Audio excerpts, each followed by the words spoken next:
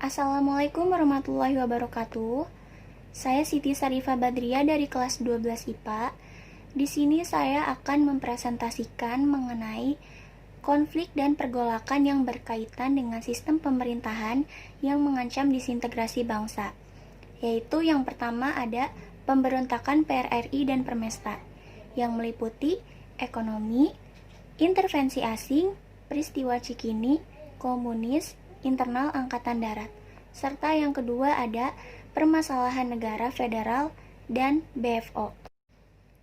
Dan yang pertama yang akan kita bahas adalah PRRI dan Permesta.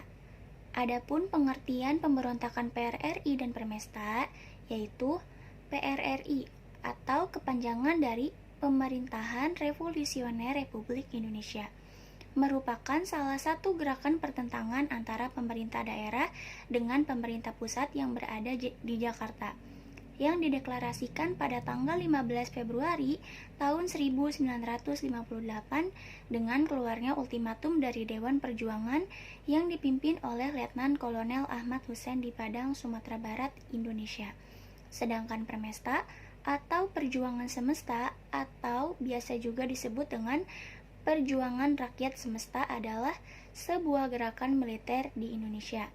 Gerakan ini dideklarasikan oleh pemimpin sipil dan militer Indonesia Timur pada tanggal 2 Maret tahun 1957, yaitu oleh Letkol Venja Sumual.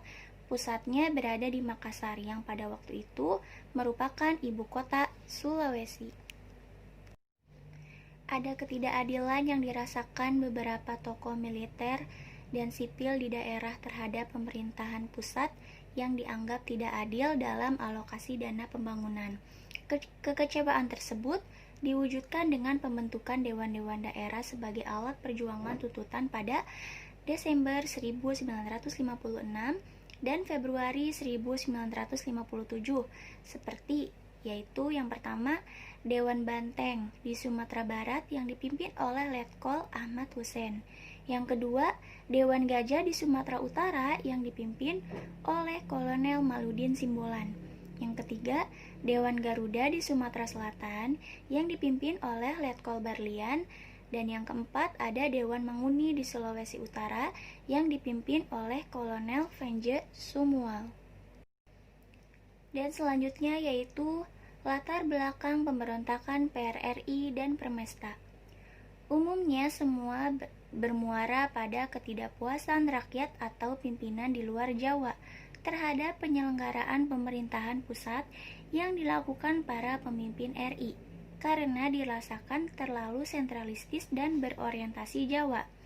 Latar belakang yang meliputi adalah yaitu yang pertama, gagalnya perekonomian bangsa, yang kedua, kesenjangan dalam internal Tentara Angkatan Darat, yang ketiga, ancaman komunisme, yang keempat, peristiwa Cikini, dan yang kelima, intervensi asing.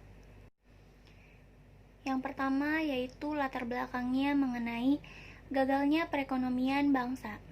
Gagalnya perekonomian bangsa ini merupakan salah satu dampak dari terpusatnya pembangunan di Jawa. Dikatakan demikian karena muncul rasa ketidakpuasan dari pemimpin atau rakyat di daerah dengan sistem pengalokasian dana untuk daerah yang dinilai tidak adil. Konflik yang terjadi ini sangat dipengaruhi oleh tuntutan keinginan akan adanya otonomi daerah yang lebih luas. Selain itu, ultimatum yang dideklarasikan itu bukan tuntutan pembentukan negara baru maupun pemberontakan, tetapi lebih merupakan protes mengenai bagaimana konstitusi dijalankan. Pada masa bersamaan, kondisi pemerintahan di Indonesia masih belum stabil pasca agresi Belanda. Hal ini juga memengaruhi hubungan pemerintah pusat dengan daerah serta menimbulkan berbagai ketimpangan dalam pembangunan, terutama pada daerah-daerah di luar Pulau Jawa. Yang kedua adalah kesenjangan dalam internal Angkatan Darat. Masalah gagalnya perekonomian berimbas pada kesejahteraan prajurit TNI yang membuat pimpinan-pimpinan militer di daerah kecewa. Maka mereka menempuh jalan sendiri-sendiri dalam menghimpun dana, yaitu melakukan perdagangan tanpa prosedur yang seharusnya. Ketidakpuasan di daerah-daerah ini diperburuk dengan kondisi internal tentara, khususnya AD, Angkatan Darat, yang tidak kompak dan bisa dibilang terpecah belah. Perpecahan di tubuh AD ini ditandai dengan peristiwa 17 Oktober tahun 1952, di mana menurut satu versi, pimpinan AD mengajukan petisi kepada Presiden Soekarno untuk membubarkan parlemen. Tindakan ini mendapat kecaman dari internal AD yang kontra atau yang tidak mendukung. Pada tanggal 17 Oktober tahun 1952, yang berkepanjangan pada diberhentikannya Maijen Nasution dari jabatan KSAD. Masalah ini lebih berkepanjangan dan menjadi salah satu sebab yang mendorong perwira-perwira di daerah ikut serta dalam PRRI atau Permesta.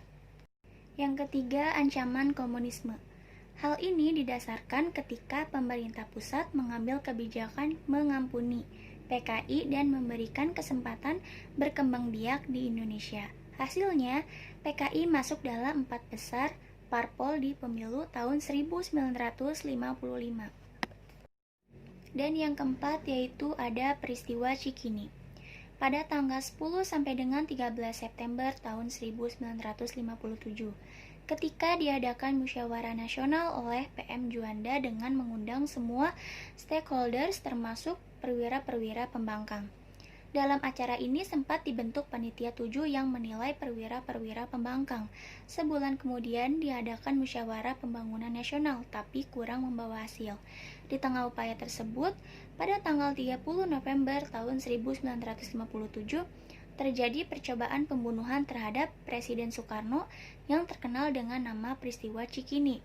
Efek dari peristiwa ini semakin memperburuk hubungan antara pusat dan daerah, karena Soekarno menduga upaya tersebut didalangi oleh perwira-perwira pembangkang. Akibatnya, para perwira pembangkang yang dituduh oleh pusat mengadakan serangkaian pertemuan. Di antaranya yang krusial adalah pertemuan Sungai Dareh pada 9 dan 10 Desember tahun 1957 yang mempersatukan daerah yang sedang bergejolak. Yang kelima atau yang terakhir ada intervensi asing. Konstelasi ini pastinya tidak luput dari pengamatan AS sebagai kekuatan utama dari blok barat atau kapitalis dan kontra blok timur yaitu komunis, yang sedang berebut pengaruh dari negara-negara Asia Afrika termasuk Indonesia. Apalagi PKI semakin menancapkan pengaruhnya. AS dan sekutunya merasa khawatir dengan masa depan Indonesia. Hal ini dipandang oleh banyak pengamat sebagai pintu masuk keterlibatan asing terhadap PRRI atau Permesta. Suatu fakta jelas menyebutkan bahwa pada bulan Oktober tahun 1957, CIA menawarkan bantuan keuangan dan senjata kepada Kolonel M. Simbolon. Bahkan pesawat amfibi Catalina tercatat pernah mendarat di Danau Singkarak untuk keperluan ini, termasuk pengangkutan personil PRRI dengan kapal selam ke luar negeri untuk memperoleh latihan di Singapura, Thailand, dan Malaysia. Dalam suatu seminar di Pusat Kajian Wilayah Amerika, kampus UI Depok, tanggal 21 April tahun 1998, dalam rangka 50 tahun hubungan Indonesia dan Amerika Serikat. Kolonel Venje Sumual mengakui bahwa para pimpinan Permesta telah mengadakan hubungan dengan pihak AS. Malah ia katakan, "Sayalah yang mengadakan hubungan sebagai orang yang bertekad melakukan perlawanan bersenjata melawan pusat sesuai kesepakatan Sungai Dareh." Puncak dari serangkaian peristiwa ini adalah saat diumumkannya Piagam Perjuangan pada tanggal 10 Februari 1958 jam 10 di Padang oleh Ketua Dewan Perjuangan Kolonel Ahmad Hussein, yang isinya kurang lebih mengultimatum Presiden untuk mengambil kembali mandat dari Kabinet Juanda dalam waktu 5 kali 24 jam. Pusat kemudian menindaklanjuti tuntutan daerah dengan mengadakan sidang kabinet pada 11 Februari 1958 yang isinya menolak ultimatum Dewan Perjuangan. Penolakan dari pemerintah pusat direspon dengan membentuk dan mengumumkan kabinet PRRI pada 15 Februari 1958. Presiden Soekarno yang baru tiba dalam lawatan ke luar negeri memerintahkan tindakan tegas terhadap penyelewengan yang diumumkan PRRI. Yang kedua yaitu persoalan negara federal dan BFO. Pengertian persoalan negara federal dan BFO. Negara federal maupun BFO prinsipnya sama, yaitu adalah suatu negara yang secara resmi merdeka dan diakui kedaulatannya, namun secara de facto berada di bawah kontrol negara lainnya. Negara boneka secara harfiah berarti negara di mana pemerintahannya dapat disamakan seperti boneka yang dimainkan oleh pemerintah negara lainnya sebagai dalang. Selanjutnya yaitu latar belakang persoalan negara federal dan BFO. Permasalahan ini muncul dimulai sejak perundingan Linggarjati disetujui dan ditandatangani dan diperparah dengan penandatanganan perundingan yang lainnya seperti Roem-Royen. Konsep negara federal dan persekutuan negara bagian BFO atau kepanjangan dari Pigeoncombs Federal Overlap mau tidak mau menimbulkan potensi perpecahan di kalangan bangsa Indonesia sendiri setelah kemerdekaan. Persaingan yang timbul terutama adalah antara golongan federalis yang ingin bentuk negara federal dipertahankan dengan golongan unitaris yang ingin Indonesia menjadi negara kesatuan.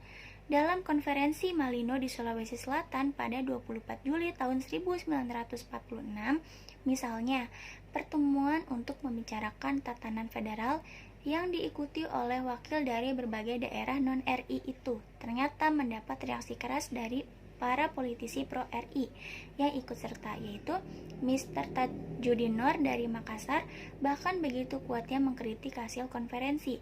Perbedaan keinginan agar bendera merah putih dan lagu Indonesia Raya digunakan atau tidak oleh negara Indonesia Timur atau NIT juga menjadi persoalan yang tidak bisa diputuskan dalam konferensi.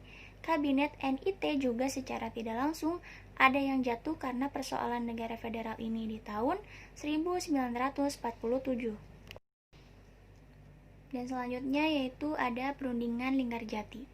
Perundingan Linggarjati. Perjanjian Linggarjati sebagaimana kita ketahui memiliki dampak negatif khususnya bagi rakyat Indonesia dan hal ini menimbulkan pro dan kontra di kalangan masyarakat Indonesia. Contohnya, berbagai partai seperti Partai Masyumi, PNI, Partai Rakyat Indonesia, dan Partai Rakyat Jelata.